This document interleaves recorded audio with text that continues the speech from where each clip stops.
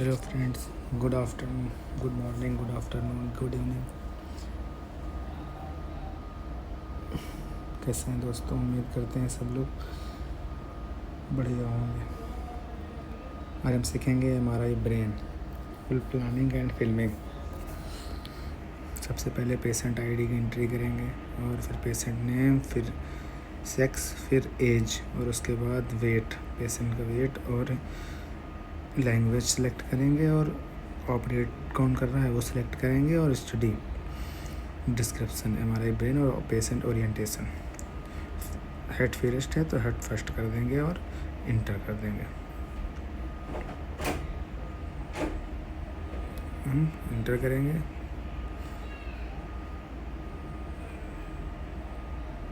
इसके बाद हम ब्रेन का स्कैन शुरू करेंगे। यहाँ पे सब देख लिया ना, एकदम कंफर्म हो गया, सब चेक कर लिया। अब स्टार्ट डे पे लगा, इसको 2 डे पे करेंगे और जाएंगे। ऐसे तीसरी एमआरआई करने जा रहे हैं और उसके बाद हेड लाइफ केयर में जाएंगे। उसके प्रोटोकॉल बने हुए हैं, प्रोटोकॉल से ब्रेन फास्ट वाला उठाएंगे क्योंकि फास्ट करना रहता है यहाँ पे।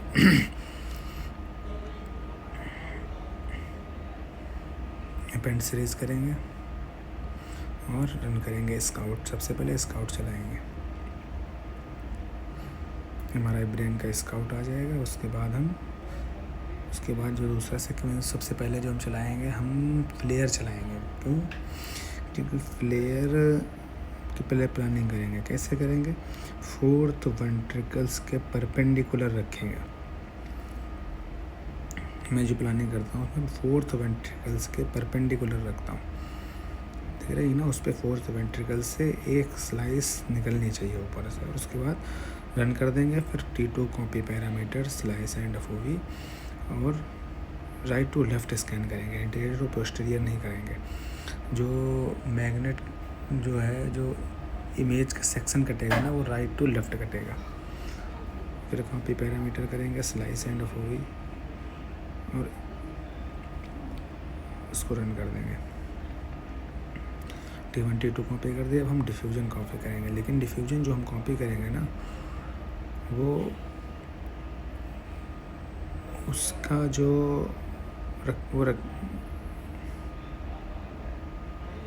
इसका स्कैन जो होगा ना डिफ्यूजन का, वो एंटीरियर टू पोस्टीरियर होगा। क्योंकि जो ये मैग्नेट लगा हुआ है यूनाइटेड का, ये एंटीरियर टू पोस्टीरियर वर्क करता है।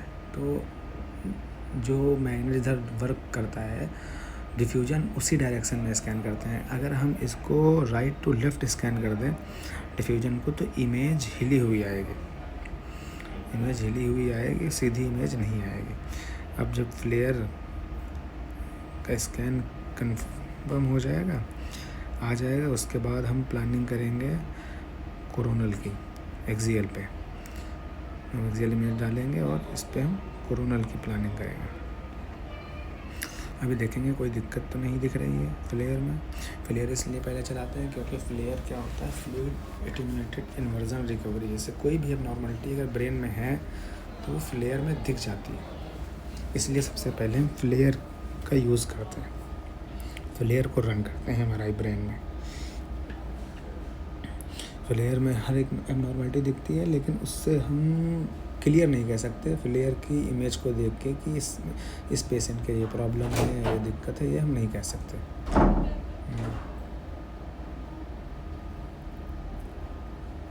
इसको हम रन करेंगे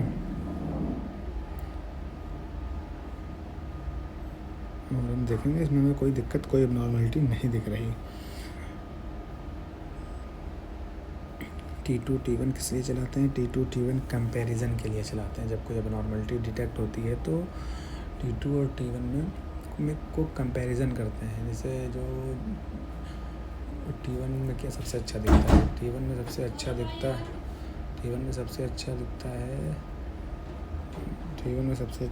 है क्या कहते हैं उसको, हेमरेज सबसे अच्छा दिखता है T1 में। T2 आ गए, T2 में भी कोई दिक्कत नहीं दिख रही। अगर ब्लीड होगा तो ब्लीड JRE में दिखेगा।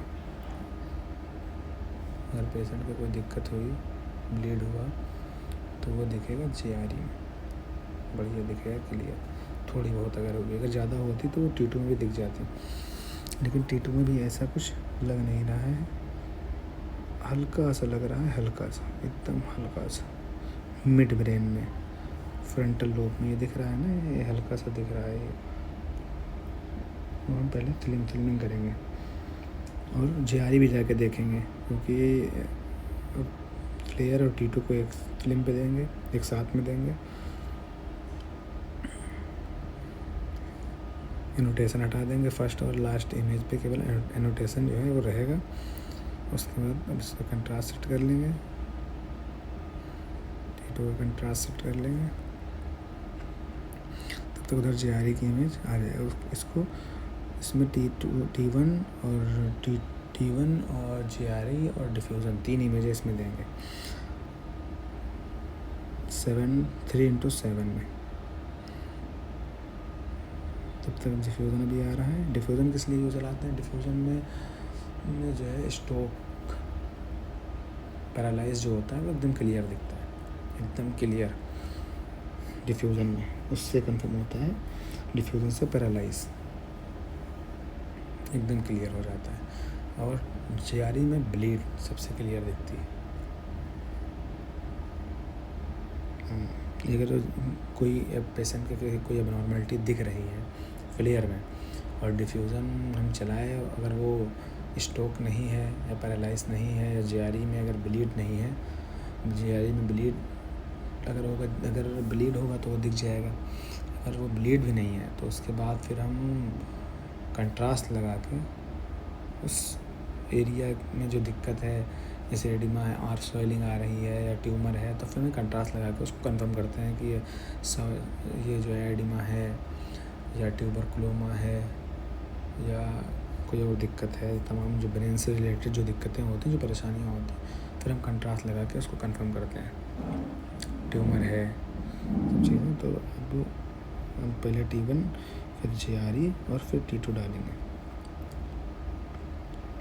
लेकिन GRE हम देखेंगे ज़रूर एक बार, क्योंकि हमें T2 में मिड ब्रेन में फ्रंटल लोब में लगा था कुछ ब्लीड टाइप का, थोड़ा सा जो साइनस में लग रही थी ब्लीड, सुपीरियर सैजिटल साइनस में ब्लीड लग रही थी। पहले हम फिल्म बनाएंगे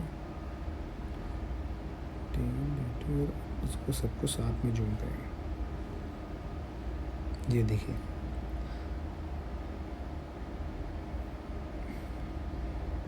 ये ब्लीड है इसकी फ्रंटल लोब में। इस पर तो हम कट पड़ा हुआ है, लेकिन सजाइटल में छूट रहा था। अब इसको हम सजाइटल में भी एक कट डाल देंगे इस पर। ये ब्लीड साइनस में भी हो सकती है, लग तो रहा है कि सुपीरियर सजाइटल साइनस में ही ये ब्लीड है, फ्रंटल लोब में है। इम्प्रेशन हटाएंगे, इम्प्रेशन इसका हटाएंगे और सबका कंट्रास्ट सेट करेंगे। अभी हम कोरोनल और सजाइटल में भी दिखाएंगे कहाँ पे ब्लीड है, कैसे दिखती है।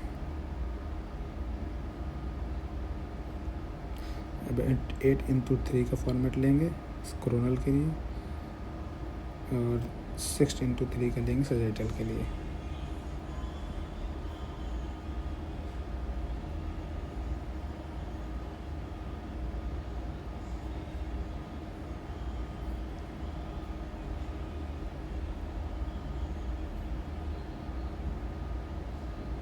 ये दिख रहा है, जिसमें इसको हम जूम कर रहे हैं, देखो इसमें दिख रहा है ना फ्रंटल लोब में, इसी को कहते हैं, यही है ब्लीड, इसी पे हमने कट डाला हुआ था।